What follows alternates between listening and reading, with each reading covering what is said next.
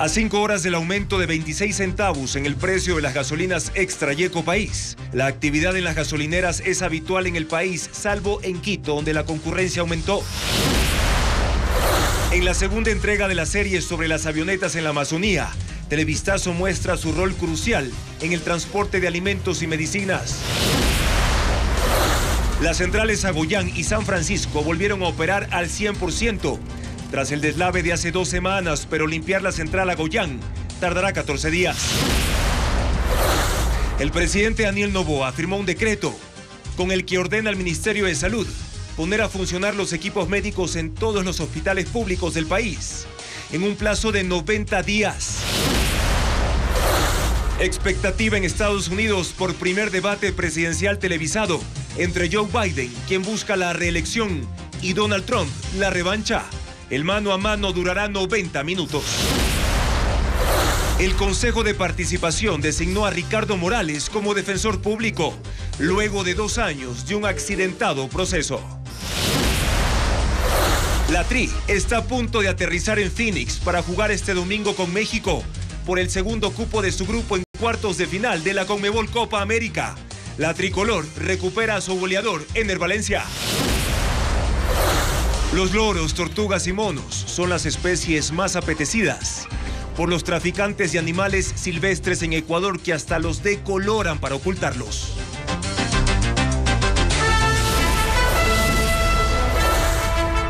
Televistazo estelar con Juan Carlos Aisprúa.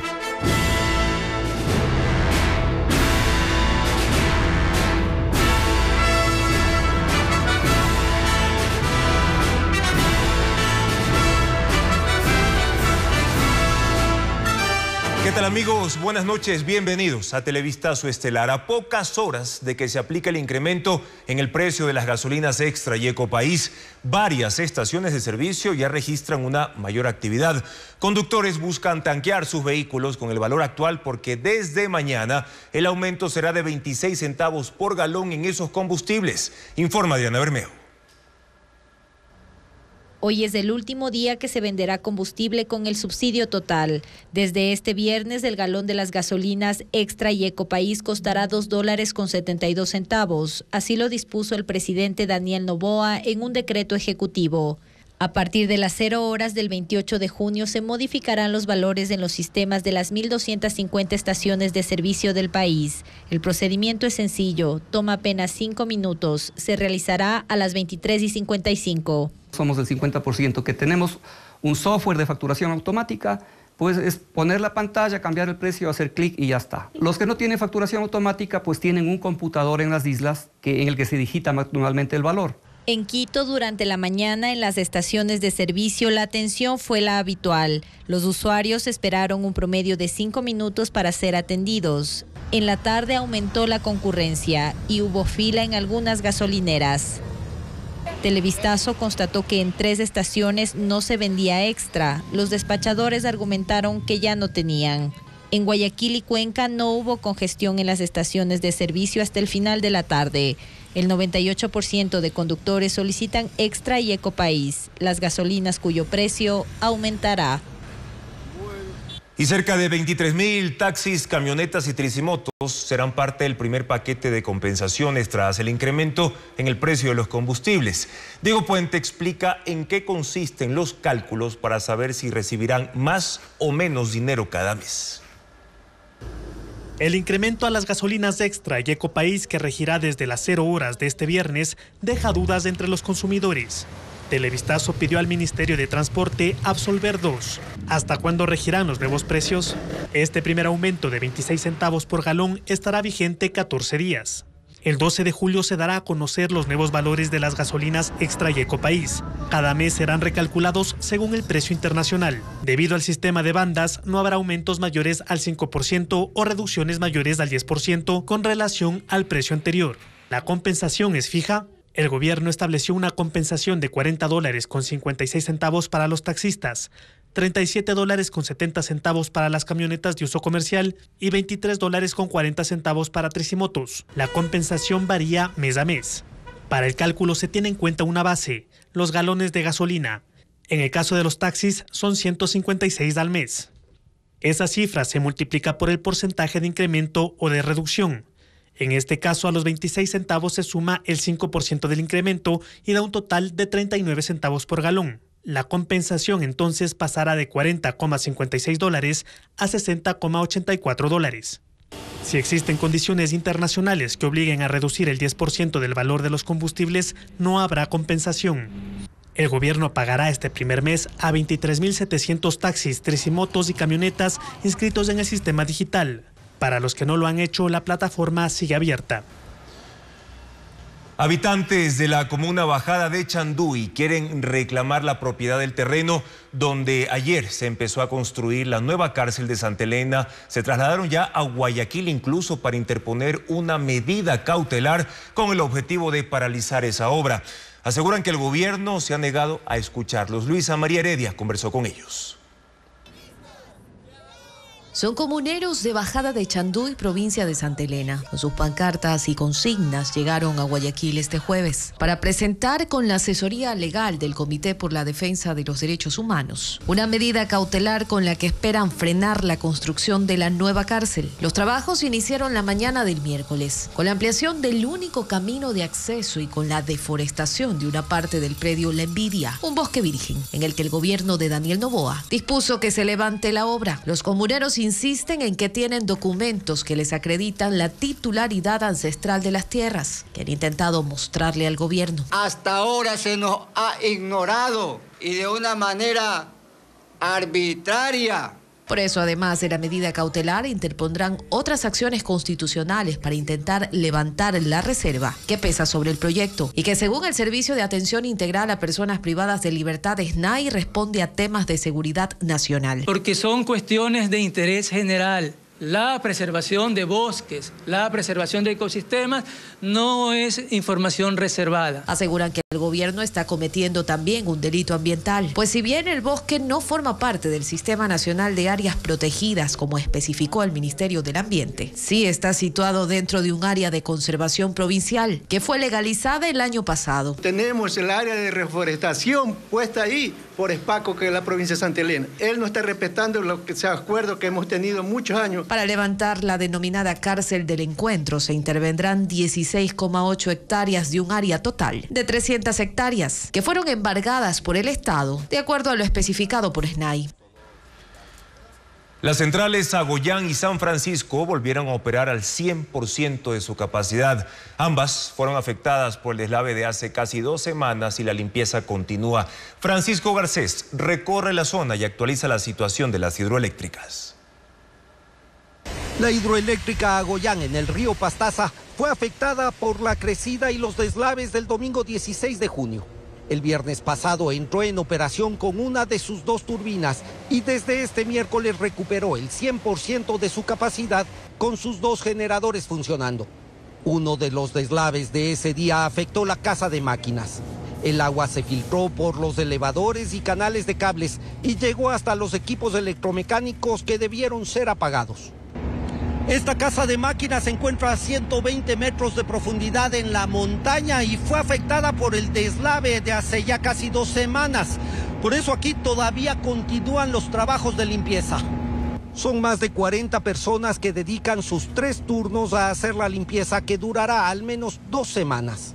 Mientras el trabajo para sacar el agua y el lodo aún acumulados continúa, los generadores están operativos y entregan 156 megavatios al país.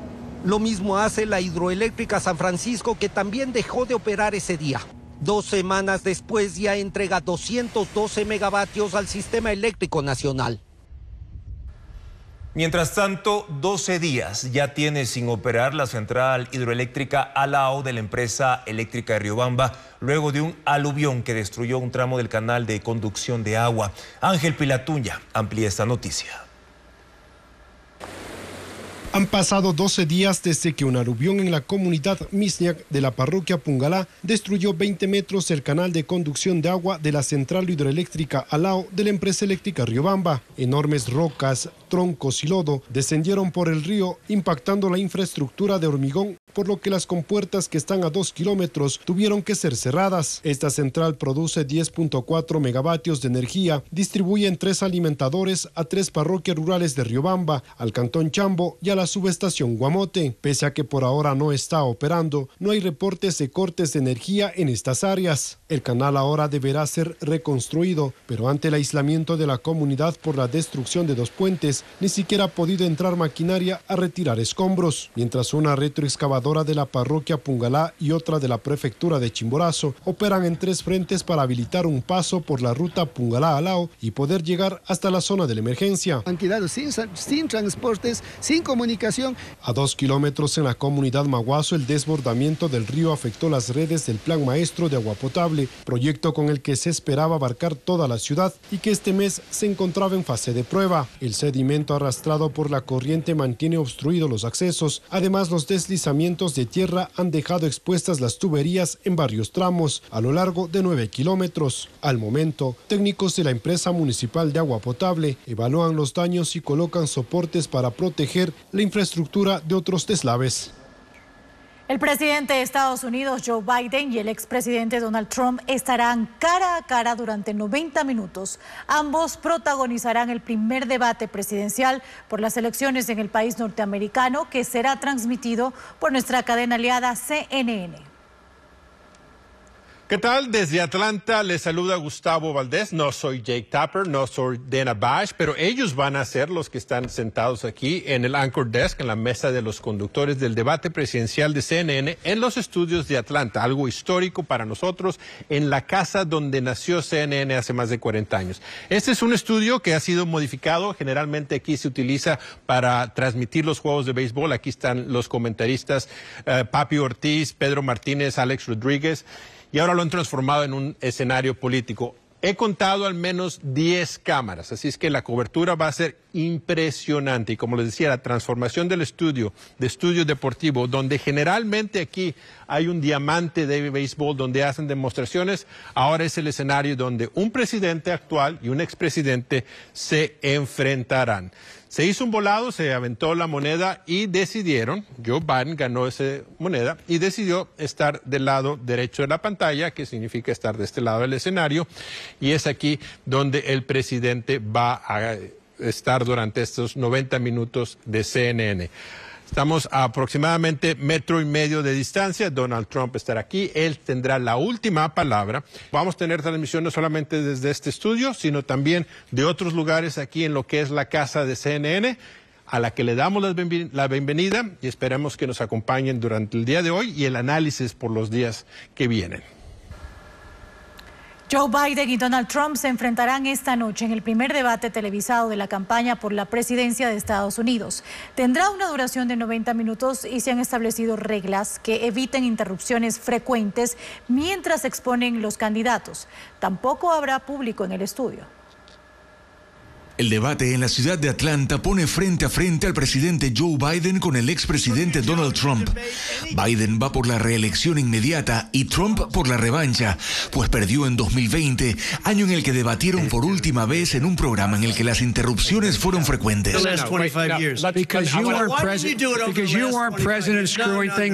Esta vez los micrófonos se abrirán solo cuando sea el turno de hablar. Se manejarán tiempos estrictos para las exposiciones y réplicas. No podrán tener apuntes ni consultar con sus asesores durante las pausas. Y sobre todo, no habrá público en el auditorio. Trump se ha preparado para esta noche con su equipo en debates simulados en medio de los actos de campaña. Y Biden se recluyó en la residencia de Camp David para recibir entrenamiento en temas sensibles y respuestas a posibles ataques de Trump. Biden trae a cuestas la subida de precios en Estados Unidos, el multimillonario financiamiento de la defensa de Ucrania y de Israel, la crisis migratoria y los líos judiciales de su hijo Hunter Biden, hallado culpable de posesión irregular de un arma de fuego. Trump, en cambio, llega con una condena por 34 delitos de falsificación de registros empresariales para ocultar pagos a cambio de silencio a la ex actriz porno Stormy Daniels, cuya sentencia aún no se anuncia. Acumula multas por más de $200 millones en otras demandas civiles y pesa sobre él la amenaza de un juicio por supuesta responsabilidad en el asalto al Capitolio, así como la posesión ilegal de documentos secretos y otras causas. Trump, de 78 años, y Biden, de 81, son además los aspirantes a la presidencia con mayor edad en la historia de Estados Unidos, tema sobre el cual debaten más bien los votantes. Algunos esperarían que el encuentro de hoy los ayude a decidirse, pues por ahora, Biden y Trump están empatados en la intención de voto. Aunque el tráfico de fauna silvestre implica de 1 a 3 años de cárcel, la comercialización ilegal de animales no cesa. Vanessa Robles reporta que loros, tortugas y monos son las especies más traficadas. Este mono chorongo bebé, nativo de la Amazonía ecuatoriana, era la mascota de un hogar en el Guasmo Sur de Guayaquil. Al igual que este mono capuchino de 3 años, rescatado de una vivienda en Naranjal. Lo mismo le pasó a este mapache bebé de 3 meses, que fue encontrado en Durán. La Policía Ambiental llevó esta semana a los animales a la Fundación Proyecto Sacha, en el norte de la ciudad. Son parte de los 100 ejemplares de 25 especies, víctimas del tráfico ilegal de fauna silvestre, que permanecen en este centro de paso. Llegan animales muy cachorros, por ejemplo, monitos bebés o mapaches bebés, que en ocasiones las personas creen que es buena idea tenerlos en sus casas, cuando son muy mal alimentados, porque todos los animales que ingresan por tráfico ilegal, por mascotismo, tienen déficit nutricional. Según los activistas, los traficantes buscan confundir a la autoridad.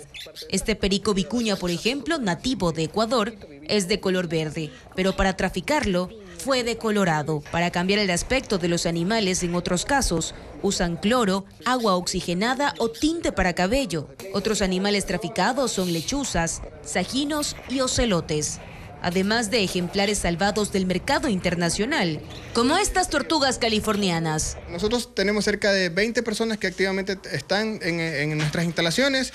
La mayoría, cerca del 90%, son personas voluntarias, son biólogos, veterinarios. Somos el centro que atiende cerca del 80% de los casos de tráfico de fauna. Hemos recibido animales de todas las provincias. 300 uniformados de la Unidad de Policía Ambiental se encargan de acudir al rescate de los animales en el país y llevarlos a centros de atención, en su mayoría por denuncias anónimas al ECU 911. En 2023 recuperaron 4.911 ejemplares silvestres. La mayoría fueron boas, loros, tortugas y monos. En lo que va de este año, ya suman 2.929 rescates.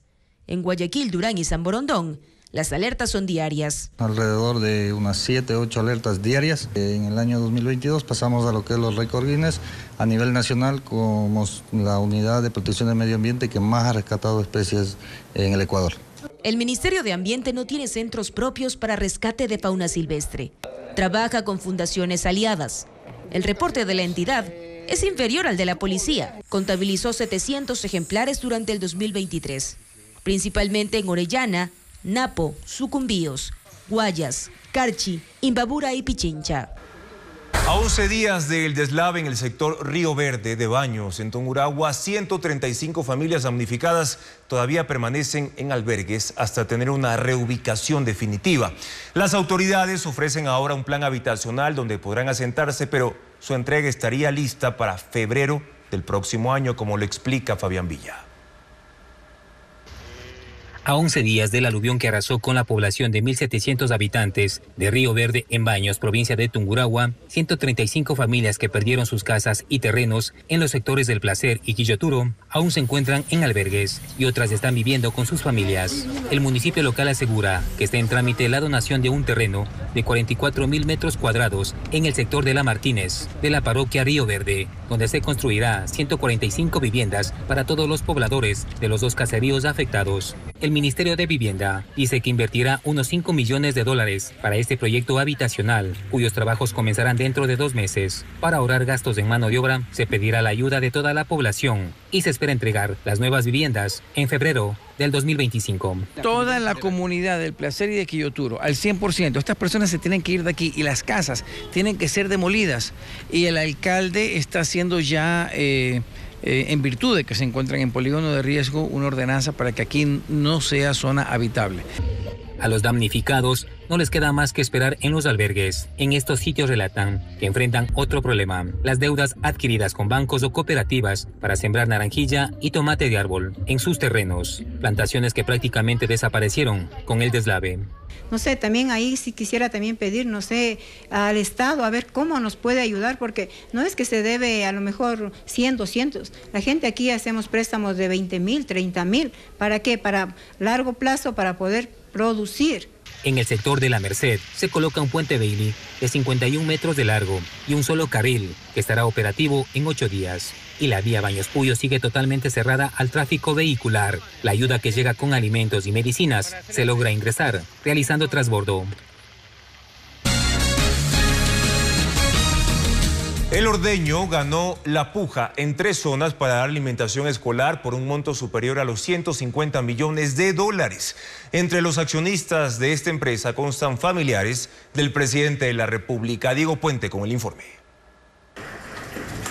Familiares del presidente de la República, Daniel Noboa, están entre los accionistas de la empresa que ganó 3 pujas para la alimentación escolar para los próximos 2 años. En el portal de compras públicas se habilitó el proceso de subasta inversa. En 3 de ellos, que suman 154 millones de dólares, ganó la Corporación de Alimentos y Bebidas, Corpave. Esa firma está constituida por 2 accionistas. El 99% pertenece a El Ordeño y menos del 0.001% a Inseragro, que también tiene como principal accionista a El Ordeño.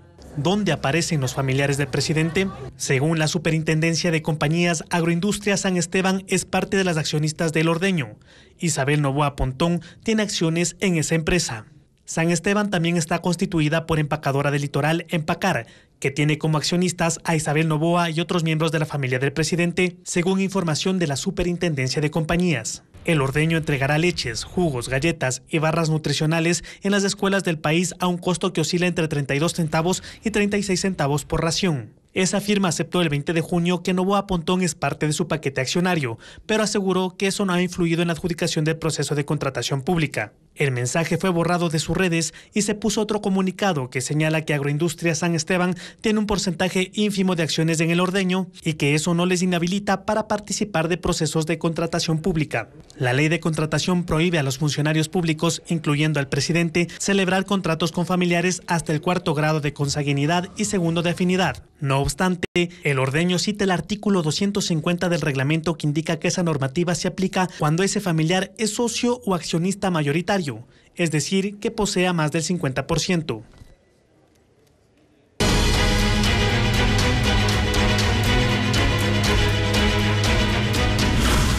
Bolivia, de golpe a autogolpe.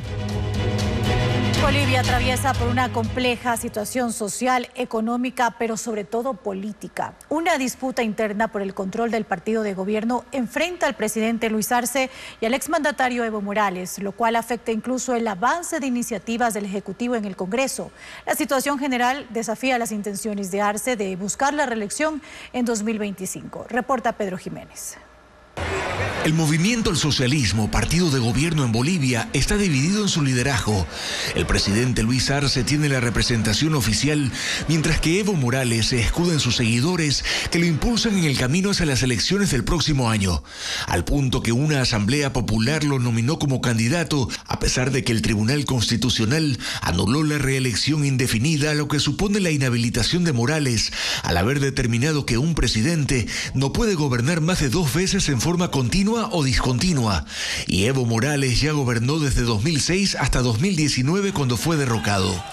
La pugna política ha hecho incluso que diputados pro Morales se unan en ocasiones a la oposición para frenar proyectos del presidente Arce. En lo económico se destaca el deterioro de lo que alguna vez se llamó el milagro boliviano, que tuvo un rápido crecimiento y control de la inflación. Ahora la falta de dólares hace que la venta de la divisa estadounidense sea limitada, afectando también a las importaciones de bienes de consumo y para la producción. Mientras que en lo social, el incremento de costos afecta también a los servicios de salud, lo que aumenta el descontento entre la población. El gobierno ha tenido además que contener manifestaciones y bloqueos de vías que fueron constantes, sobre todo en 2023. 17 personas fueron detenidas en Bolivia en relación con los acontecimientos del 26 de junio que el gobierno calificó como un fallido golpe de Estado. Se trata de oficiales del Ejército y la Marina, así como jefes de la Policía Militar. La administración del presidente Luis Arce dice haber retomado el control de la situación. La zona de la Plaza de Murillo, donde está el Palacio Presidencial en La Paz, estuvo todo el día con resguardo policial. Había patrullaje constante. Mientras en la ciudad de El Alto, grupos indígenas cerraron vías en una manifestación de apoyo al presidente Luis Arce, quien denunció la movilización militar de ayer como un intento de golpe de Estado. Dos de los protagonistas, el excomandante del ejército Juan José Zúñiga y el vicealmirante de la Armada Juan Ernest Salvador, fueron los primeros detenidos. La Fiscalía les inició un proceso por atentado contra el presidente y destrucción de bienes públicos y privados. Y esa tarde, en una sala de la Fuerza Especial de Lucha contra el Crimen, el ministro de Gobierno Eduardo del Castillo dijo que había otras 15 personas aprehendidas. Los clasificó por su participación en grupos de planificación, organización y ejercicio de la fuerza. Hay comandantes de brigadas, jefes de la policía militar y personal de inteligencia. Todos militares, menos uno. Aníbal Aguilar Gómez, el único civil, presunto ideólogo de la insurrección, hermano de un exministro de Educación durante el gobierno de Evo Morales y supuestamente parte de su entorno político. Aguilar negó las acusaciones y se declaró en huelga de hambre. El ministro de Gobierno dijo también que buscan a otras 6 personas en relación con los acontecimientos de ayer y junto a las investigaciones que ha iniciado el Ministerio Público, también comenzará un proceso militar contra los implicados de Fuerzas Armadas. Y las declaraciones del ex comandante de las Fuerzas Armadas de Bolivia acerca de un pedido del presidente Luis Arce crea más tensión e inquietudes sobre el fallido golpe de Estado. Patricio Díaz informa las preguntas que generaron los hechos de este miércoles. El presidente me dijo que la situación está muy jodida, esta semana va a ser crítica, esta semana. Entonces es necesario preparar algo para levantar mi popularidad. Y le pregunto, ¿sacamos los blindados? Saca. Estas declaraciones del líder del levantamiento militar y excomandante de las Fuerzas Armadas de Bolivia, Juan José Zúñiga, agudizaron las inquietudes en el país. ¿Fue golpe o autogolpe? Los analistas bolivianos no saben si creerle, pero reconocen la confusión que generó luego de la tensa jornada del miércoles. Raúl Peñaranda, de Brújula Digital, recordó la debilidad que atraviesa el gobierno y pregunta por qué el presidente no ordenó la detención de Zúñiga cuando lo encaró. En el diario recogen opiniones de expertos y politólogos que van por la línea del autogolpe, como Franklin Pareja, que se extraña de que a pesar de ser un intento de golpe, ambas partes dieron declaraciones en directo sin el mínimo estrés. Todo esto abrió espacio también a la oposición para acusar al gobierno de querer levantar la popularidad del presidente. Senadores y diputados han acusado al régimen de un show mediático y montaje. Un montaje que ha sido totalmente fabricado para poder supuestamente levantarle la popularidad al decadente sujeto que tenemos como presidente. Claro, es que ya se veía algo absolutamente raro, ¿no? Una vez más, un plan mal cocinado. Los legisladores oficialistas criticaron esos cuestionamientos. De ninguna manera un autogolpe, no existe ese autogolpe. Aquí ha habido intentos de golpe de Estado y militar a un gobierno electo democráticamente. El gobierno salió también a defenderse de las aseveraciones del excomandante y de la oposición. La ministra de la Presidencia, María Nela Prada, calificó de irresponsable el intento de posesionar esa teoría y resaltó la versión dada por Zúñiga tras su detención, según la cual el golpe no tuvo éxito porque los refuerzos tardaron en llegar. La oposición pide una investigación incluso internacional sobre si hubo golpe o autogolpe.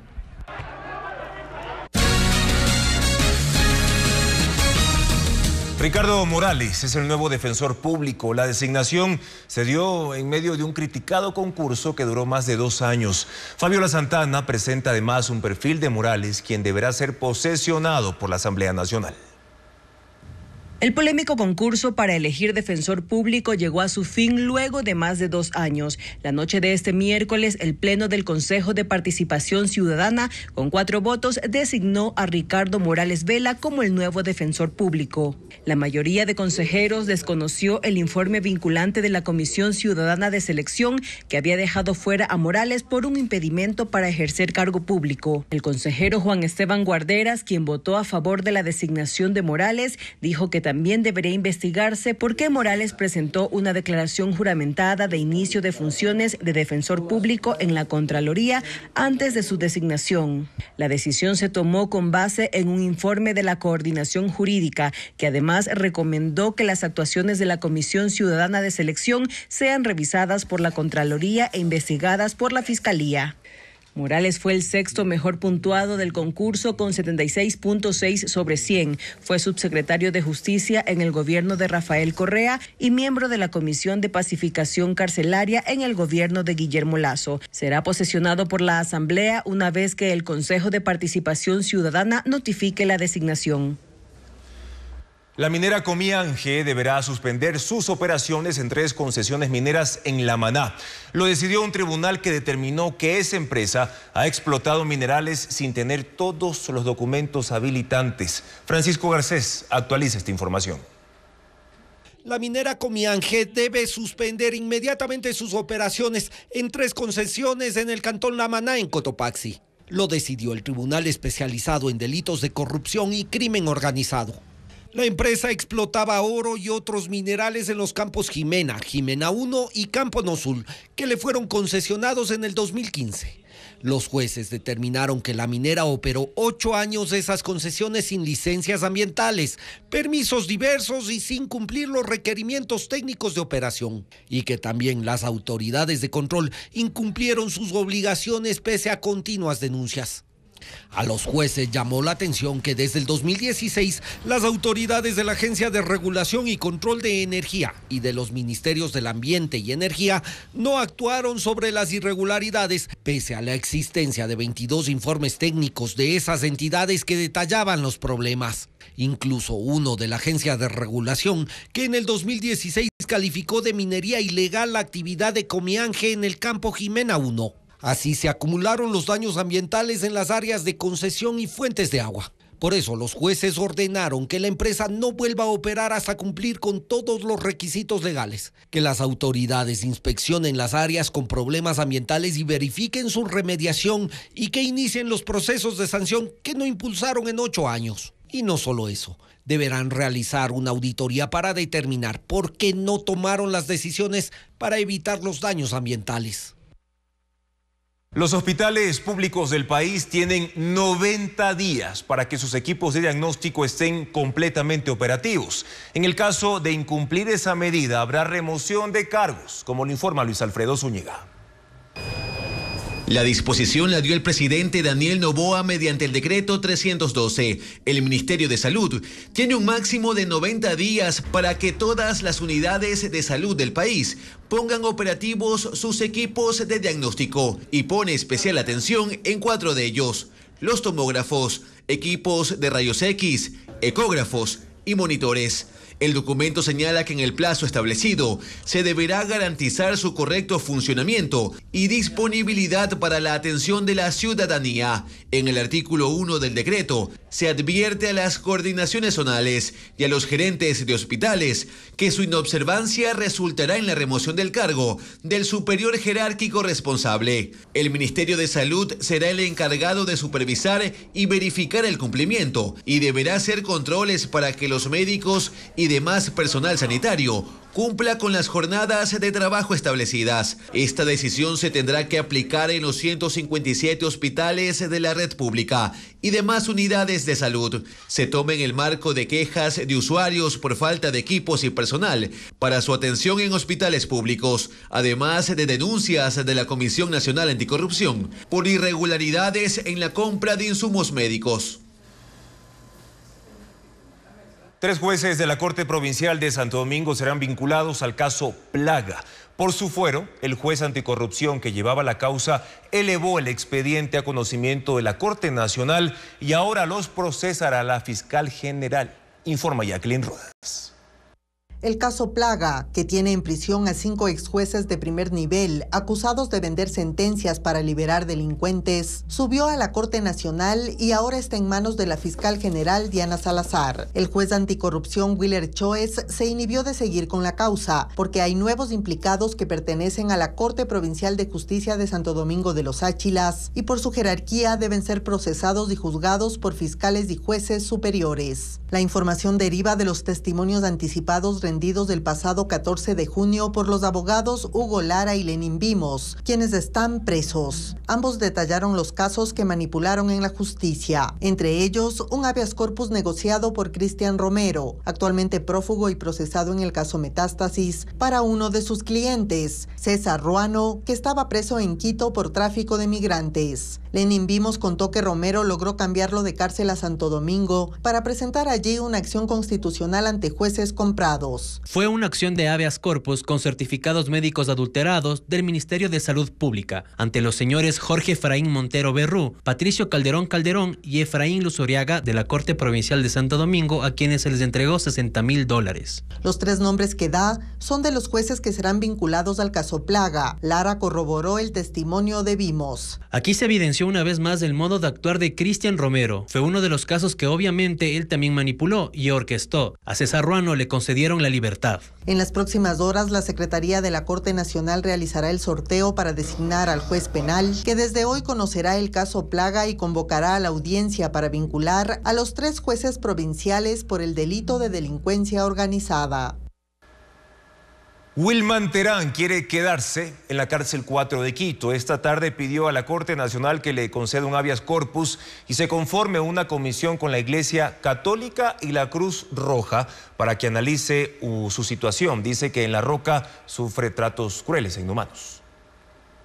Desde el 11 de junio, Wilman Terán está temporalmente en la cárcel 4 de Quito. El servicio penitenciario lo trasladó a la capital para que atienda su juicio político en la Asamblea y las audiencias en la Corte Nacional, como procesado en los casos Metástasis y obstrucción a la justicia. Terán quiere quedarse en ese centro. Se niega a regresar a La Roca en Guayaquil. Presentó un habeas corpus y la tarde de este jueves pidió al tribunal que conforme una comisión con la Iglesia Católica y la Cruz Roja para que analice su nivel de peligrosidad y las condiciones que tiene en Quito frente a los tratos crueles e inhumanos que dice recibir en La Roca. También solicitó que le hagan un examen psicológico para que confirmen cómo le ha afectado el confinamiento, la falta de luz natural y los insultos y amenazas que asegura recibe de otros presos en Guayaquil. Las abogadas del SNAI, de la cárcel de Guayaquil y la Procuraduría rebatieron la exposición de Terán. Su permanencia en una cárcel de máxima seguridad obedece, según ellas, a informes de inteligencia que alertaron sobre un posible atentado en su contra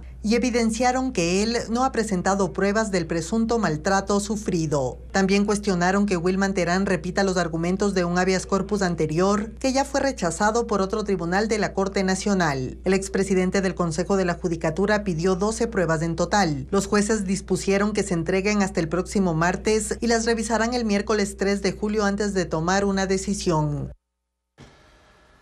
La defensa jurídica de la periodista y activista política Alondra Santiago antepone acciones de protección para que se aclaren los motivos por los que el gobierno le revocó la visa que garantizaba su permanencia en Ecuador.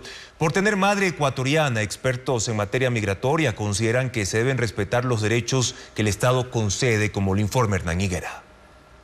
El próximo sábado se terminará el plazo que el gobierno dio a la periodista Alondra Santiago para que permanezca en el país. Ella ingresó al Ecuador en el 2006 con una visa de amparo a la que se acogió por tener madre naturalizada ecuatoriana. La visa de amparo precisamente habilita la permanencia por reunificación familiar y la tenía por tiempo indefinido.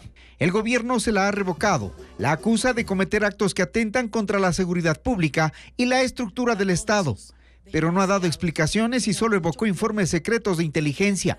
La visa de amparo sí se podía retirar, dice Carlos Yuxi, abogado experto en temas migratorios. La autoridad, por unas cuestiones de soberanía, claro, puede declarar esta revocatoria de visa, pero tampoco puede, digamos, hacer como una cortina de humo y calificar inclusive como, digamos, inseguridad a la patria, por decirlo de esa manera, ¿no? Entonces, esa lesividad no está clara, al menos para nosotros los profesionales en derecho. Al ser hija de ecuatoriana, ella puede en los 5 días que le otorgó la Cancillería, antes de deportarla, reclamar, por ejemplo, la revisión de la medida administrativa o anteponer su reclamo por falta de motivación de la revocatoria de visa. Si hasta el sábado no alcanza a hacer todo eso, podrá hacerlo según Eduardo Santos tras salir del país. Y todo este proceso tiene que estar esperanzado a una respuesta favorable por parte de una administración. Y mientras esto se da, usted os permanece en situación irregular, lo cual agravaría su condición, o lo tiene que hacer fuera del país y esperar fuera del país a que esta situación migratoria cambie. La madre también podría reclamar por ser ecuatoriana su derecho a la reunificación familiar. El abogado de la activista ha planteado 2 acciones de protección ante la Corte Constitucional y una de revisión de la medida ante el Viceministerio de Movilidad Humana. Es una acción de protección con un pedido de medida cautelar conjunta. Vamos a interponer un recurso de apelación al acto administrativo notificado de revocatoria de visa y una acción de habeas data para poderle pedir al gobierno ecuatoriano, en este caso al CIES, al Ministerio del Interior y al mismo Ministerio de Relaciones Exteriores y Movilidad Humana, los documentos con los cuales, según ellos, sustentaron y motivaron la resolución sancionatoria. La revocatoria se da tras la polémica publicación de una parodia contra el gobierno en la que Santiago usó la letra del himno nacional. Ella antepone su activismo político por sobre la norma que le obliga a respetar las reglas que fija el Estado a quienes concede visas. Pero ese es otro debate que se está dando en el campo político. Esta mañana ocurrió un accidente de tránsito en la provincia de El Oro. En Huizo, en el cantón Pasaje, un bus de la cooperativa Pasaje con 25 usuarios tuvo una falla en los frenos. Chocó contra las barandas metálicas del puente sobre el río Tobar y cayó al abismo. El siniestro dejó un fallecido y 10 heridos, rescatados por brigadistas y trasladados a un hospital. Según las autoridades, el conductor del vehículo huyó.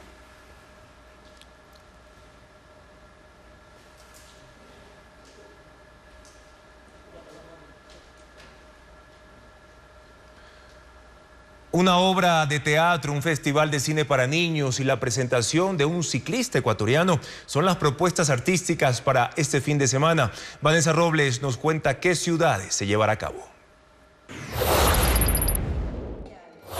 La 13ª edición de Guaguacine se desarrolla esta semana en el Museo Antropológico y de Arte Contemporáneo MAC de Guayaquil. Las funciones serán hasta el viernes de 10 a 12 del día y de 2 a 3 y media de la tarde, dirigida a niños y adolescentes. Son 23 producciones con temas de salud mental, la familia y ambiente, entre otros. El acceso es gratuito y se replicará en Pichincha, Morona Santiago y Santa Elena.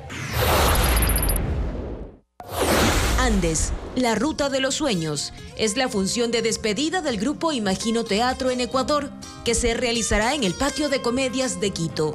La historia es inspirada en la vida del campeón olímpico de ciclismo Richard Carapaz, con el mensaje de que los sueños están hechos para cumplirse. Será el 29 de junio a las 6 de la tarde. Y todos nuestros amigos invitados van a estar con nosotros. 40 años con amor y humor. Es la propuesta teatral de los hermanos Garzón y Osvaldo Segura en la Casa de la Cultura Núcleo Azuay de Cuenca. Los actores de la recordada serie Mis Adorables Centenados recrearán escenas de la trama y situaciones cómicas para el público. La función es el 28 de junio a las 8 de la noche. Es la última vez que llega. La mayoría legislativa acorrala al Ejecutivo con comisiones especiales para analizar su trabajo. La primera que revisa el informe de la Nación y la segunda que fue creada para investigar los actos de corrupción en el régimen. Patricio Díaz amplía este tema. La mayoría legislativa acorrala al gobierno. 2 comisiones investigan al Ejecutivo. La primera para analizar el informe de la Nación. El jueves, el Pleno decidió crear otra para investigar irregularidades en contra de la administración pública dentro del gobierno.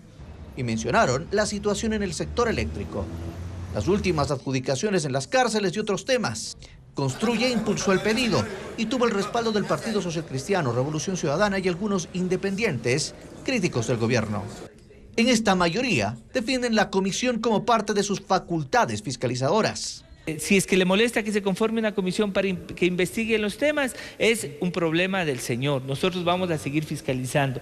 Los integrantes designados son Jaime Moreno de Construye, Blasco Luna del Correísmo, Giovanni Benítez del Partido Social Cristiano, Mariana Yumbay de Pachacutic y Nicole Saca, de ADN. Mientras tanto, la comisión que analiza el informe de Daniel Noboa a La Nación, de 28 minutos, ya lleva 20 días y analiza pedir una prórroga. Los informes de La Nación en los últimos periodos fueron revisados por la Comisión de Régimen Económico. Esta vez no. La preside una legisladora oficialista y las fuerzas entre los asambleístas del gobierno y de oposición son casi iguales. La mayoría se decidió más bien por una comisión multipartidista en la cual hay un solo legislador del gobierno. Y el oficialismo se encuentra más arrinconado porque la mayoría lo amenaza con iniciar un proceso de sanción contra 2 de sus legisladores por sus declaraciones sobre el supuesto intento, negado por la Asamblea, de declarar incapacidad mental del presidente.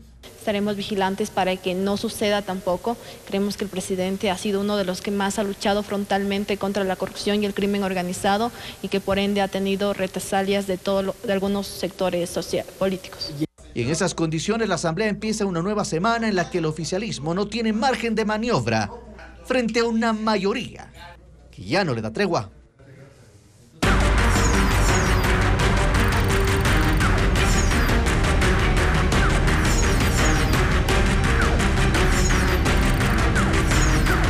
Avionetas, transporte en picada.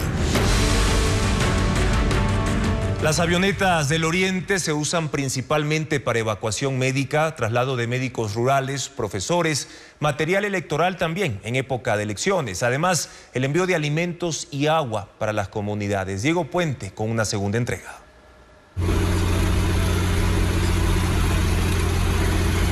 Taisha es el punto neurálgico de las operaciones aéreas en Morona, Santiago. Queda a 108 kilómetros de Macas y ahí llegan las avionetas de las 4 compañías que vuelan en la provincia antes de salir a cualquiera de las 202 comunidades. Son las 11 de la mañana y el capitán Paul Méndez alista todo para salir a Zapapensa, en la frontera con Perú. Que tengan un buen vuelo. Son 60 kilómetros. En la avioneta lleva pasajeros y material de construcción que enviaron familiares de los comuneros. Desde el aire se observa la pista de 930 metros. Apagado el motor, la gente descarga rápidamente y la avioneta queda lista para el regreso. Esta vez viaja Kivia, que necesita atención médica. Su hijo es el traductor porque su padre, al igual que la mayoría de adultos de aquí, solo habla shuar. Sí, estoy llevando al hospital de Macas para hacer chequeo. El avión vuelve a Taisha para abastecerse de combustible. Hay una revisión técnica visual después de cada viaje. El despegue depende de que la torre de control autorice. No lo hace porque desde las comunidades reportan mal clima. Descargan todo mientras el capitán busca otro punto donde no esté lloviendo. Entre los que esperan hay médicos rurales. Cada 15 días cambian de turno y entonces las avionetas llevan y retiran de las comunidades en una jornada a 40 profesionales. Hoy, 2 médicas van a Yubitsa, a 20 kilómetros. Renata y Kenia nunca habían subido a una avioneta antes de empezar la rural. Hoy están acostumbradas. La avioneta se ha vuelto una aliada para salvar vidas. Tipo de evacuaciones más comunes que tenemos aquí son picadura de serpiente, igual de alacrán y también las pacientitas obstétricas. La última evacuación que nosotros tuvimos fue de una amenaza de aborto de una paciente de 23 años de edad. Renata y Kenia no solo curan, participan de los eventos de la comunidad. El Día del Niño, por ejemplo, llevaron peluches y ropa a un agasajo. Renata hizo los postres pensando en proporcionar una alegría a los niños que solo salen a las ciudades cuando tienen emergencias médicas. Son las 5 de la tarde y la avioneta regresa a Taisha. Se reabastece y se dirige a Huampuk, a 55 kilómetros. Esta vez lleva desayunos escolares. Para Paul Méndez es una jornada normal. En días ajetreados hace hasta 10 viajes.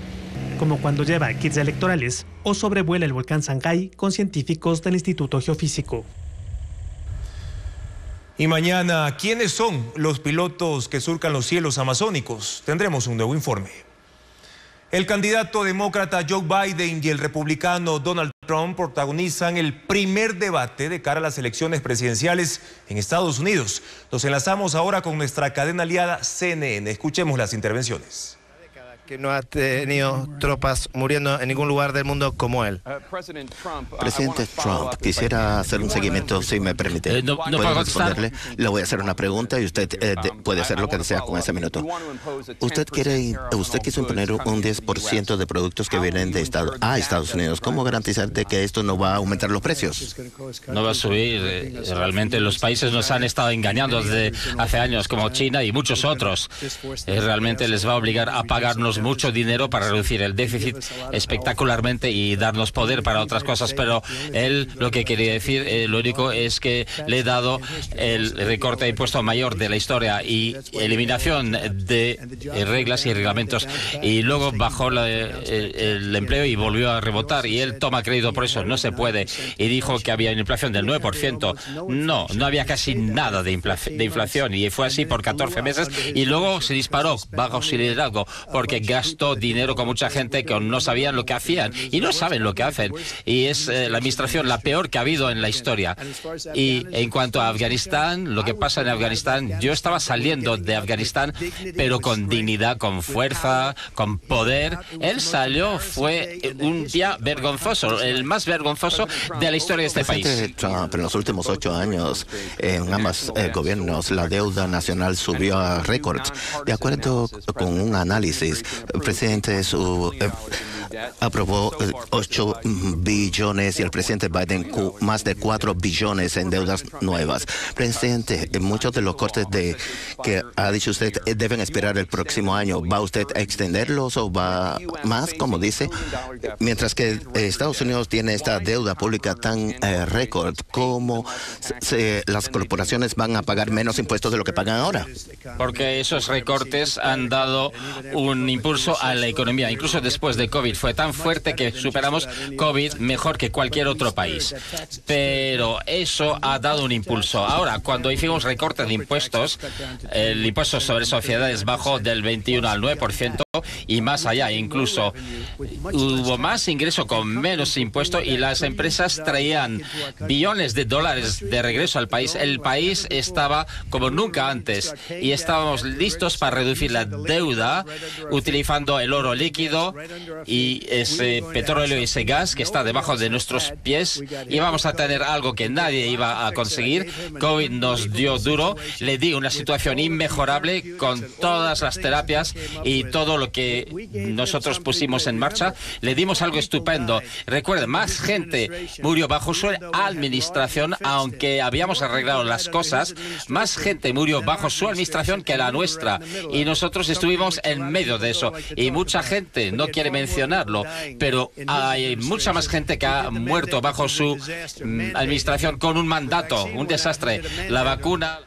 Están tratando el tema económico los aspirantes a la presidencia de los Estados Unidos en un debate que empezó ya hace 11 minutos y durará en total 90 minutos. Mañana aquí en Televistazo tendremos un resumen de este histórico debate que enfrenta a un presidente en funciones y a un expresidente de los Estados Unidos.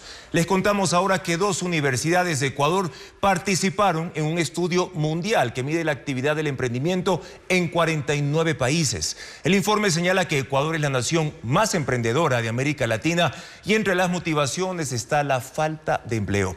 Diego Cuenca nos muestra los resultados.